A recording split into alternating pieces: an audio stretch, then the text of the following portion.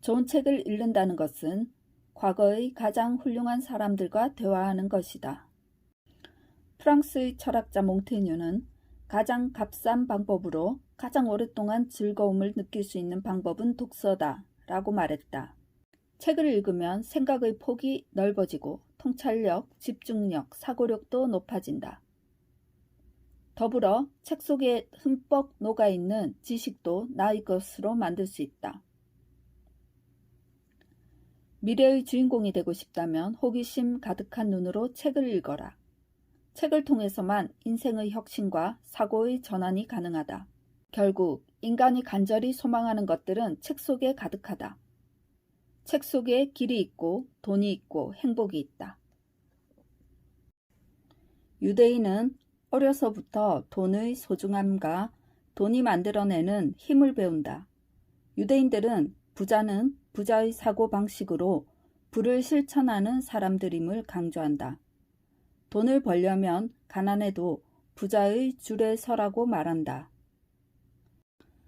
그들에게 돈은 마음껏 물건을 사기 위해 필요한 것이 아니라 잘 살기 위해 꼭 필요한 것이고 기회를 만들어주며 또한 축복의 도구라는 것이다. 그들은 돈을 벌기는 어렵지만 쓰기는 쉽다는 사실을 항상 마음에 새겨 돈의 지출에는 늘 신중하다. 부자 유대인을 보면 아주 지독할 정도로 검소하다. 그러나 꼭 필요한 곳에는 엄청난 액수를 선뜻 내놓는다. 유대인들은 부자가 되려고 하는 이들에게 먼저 검소한 구두쇠가 되라고 가르친다. 아끼고 또 아껴라. 이것이 바로 부자 유대인들의 부자 철학이다. 행복한 부자로 성공한 인생을 살고 싶다면 유대인의 철학과 정신 속에서 답을 찾아라.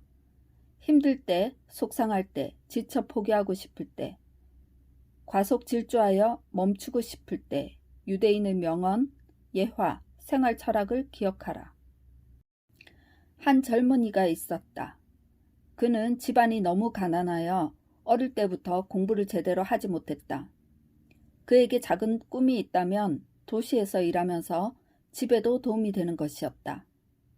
그러나 막상 도시에 와보니 자신의 바람은 하늘의 별 따기보다 어려웠다.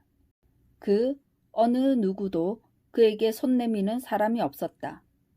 그가 도시에서 제대로 정착하며 살기에는 학력이 너무 낮았다. 몇 날 며칠을 일자리를 찾아 돌아다녔지만 헛수고였다.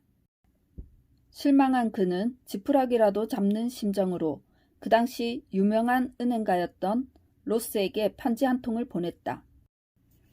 그는 자신에게 가혹한 운명의 불공평함에 대해 크게 불만을 표시했고 또 제게 돈을 조금 빌려주신다면 학교에 다니면서 좋은 직장을 구하고 싶다고 썼다. 편지를 붙이고 나서 답장을 기다리는 일이 유일한 일과가 되었다. 여러 날이 지나고 수중에 돈이 거의 다 떨어졌는데도 답장이 오지 않아 어쩔 수 없이 도시를 떠나기로 작정하고 짐을 꾸리기 시작했다. 그 순간 집주인이 뛰어들어와 편지가 왔다고 알려주었다. 은행가 로스가 보낸 답장이었다. 젊은이는 뛸 듯이 기뻐하였으나 로스는 그의 어려움에 대해 동정을 표하지 않고 다음과 같은 이야기를 썼다. 드넓은 바다에 많은 물고기가 살고 있었습니다. 상어를 제외한 모든 물고기는 불에가 있었지요. 불에가 없는 상어는 원래 물속에서 생존할 수 없었을 겁니다. 왜냐하면 행동이 매우 불편하고 조금만 바닷속에 머물러 있어도 바닥으로 가라앉아 죽고 말기 때문이니까요. 생존을 위해 상어는 강인한 인내력으로 끊임없이 움직여야 했습니다. 상어가 살아남기 위해 얼마나 많은 고통을 이겨냈을지, 얼마나 많은 노력을 기울였을지 우리는 상상하기 어렵습니다. 상어는 태어난 순간부터 죽을 때까지 끊임없이 몸을 움직여야 하지요. 다른 물고기들은 불에가 있다는 것에 매우 감사해야 할 겁니다. 하지만 오랜 시간이 흐르자 상어는 이로 인해 강한 체력을 갖게 돼 동일종 가운데 가장 용맹한 물고기가 되었습니다. 이렇게 힘겨운 노력 덕분에 상어는 바다의 절대 제왕이 될 수 있었지요. 이어서 로스는 다음과 같이 끝맺었다. 이 도시는 마치 드넓은 바다와 같습니다. 학력이 뛰어난 사람은 도처에 널려 있죠. 그러나 성공한 사람은 매우 적습니다.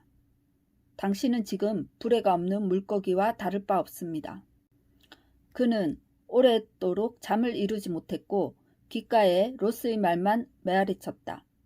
벼랑간 그는 벌떡 일어나 생각을 바꿨다. 그는 여관 주인에게 종업원으로 써달라고 부탁하면서 밥을 먹여주고 잠을 재워준다면 월급은 한 푼도 받지 않겠다고 말했다. 여관 주인은 값싸게 일을 시킬 수 있는 종업원이 생겨 흔쾌히 승낙했고 젊은이는 일자리가 생겨 좋았다. 열심히 일한 결과 10년 후 청년은 사람들이 부러워하는 큰 부자가 되었고 은행가 로스의 딸을 아내로 맞이했다. 그가 바로 석유왕 하터다. 삶을 바꾸는 것을 생각해 보았는가? 누구든 현재 자신이 가진 것, 그리고 자신이 하는 일과 습관 혹은 생각을 바꾸는 것, 다시 말해 현재 익숙한 것들을 바꾸는 것은 쉽지 않다. 변화한다는 것 자체가 어떻게 보면 상당한 리스크를 감당해야 하고 많은 부담을 갖게 된다. 하지만 더 이상의 방법이 없다면, 막다른 곳에 와 있다면 자의에 의해서라기보다는 타의적으로 바꾸어야 한다. 누구든 현재 가진 것을 내려놓으려고 하지 않는다. 게다가 새로운 것을 자신이 친숙하게 생각하는 방향으로 만드는 것도 쉽지 않다. 세상에는 12가지의 강한 것이 있다. 그 중에는 먼저 돌이 있다. 돌은 쇠에 의해 깎이고 다듬어진다. 쇠는 불에 녹는다. 불은 물에 꺼져버린다. 물은 구름 속에 흡수되어 버린다. 구름은 바람에 의해서 이리저리 떠밀려 다닌다. 바람은 인간을 불어 날릴 수가 없다.